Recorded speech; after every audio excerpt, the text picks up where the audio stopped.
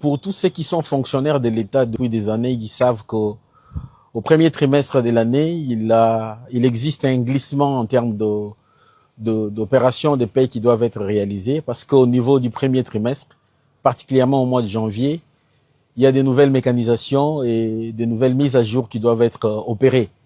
Ces nouvelles mécanisations et mises à jour liées également à des ajustements, ajouter à cela les contraintes d'ordre sécuritaire, ont imposé à l'État d'adopter une stratégie de payer de manière progressive l'enveloppe salariale des agents et fonctionnaires de l'État. À ce stade, pour les mois de janvier, contrairement aux bruits qui sont en train de circuler, le gouvernement a payé avant le 28 janvier de ces mois de 2026 les rémunérations des personnels sensibles de l'État, donc les personnels relevant des services à mise à jour mensuels.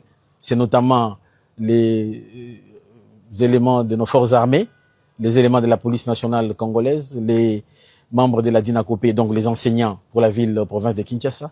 Ceux-là ont été et ont touché leur rémunération avant le 28 du mois de janvier. Pour les autres catégories, compte tenu des glissements, les pays ont continué au-delà de la date du 28 avec les médecins qui ont été payés la semaine passée. Aujourd'hui, je crois que la paye va continuer encore. Je crois que dans les 72 heures, nous allons clôturer les opérations de la paie du mois passé. Ces ajustements sont notamment liés, comme je l'ai dit, au rythme que nous effectuons ces opérations compte tenu des mises à jour. Donc, les populations congolaises et les fonctionnaires doivent être rassurés, il n'y a aucun problème. Le gouvernement va tenir compte de cet état des choses dans l'évolution de la suite des opérations. Nous sommes en début d'année. Le gouvernement, l'année passée, a déboursé 59 millions de dollars pour compléter les PDL 145 territoires. Je peux confirmer à nos populations que les BCECO a réussi les fonds, les CFF. Nous avons d'ailleurs clôturé tous les financements qui étaient attendus au niveau du CFF.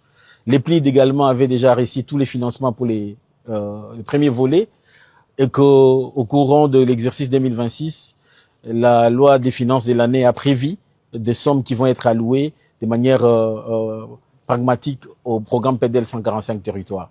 Donc, il n'y a aucune inquiétude pour nos populations.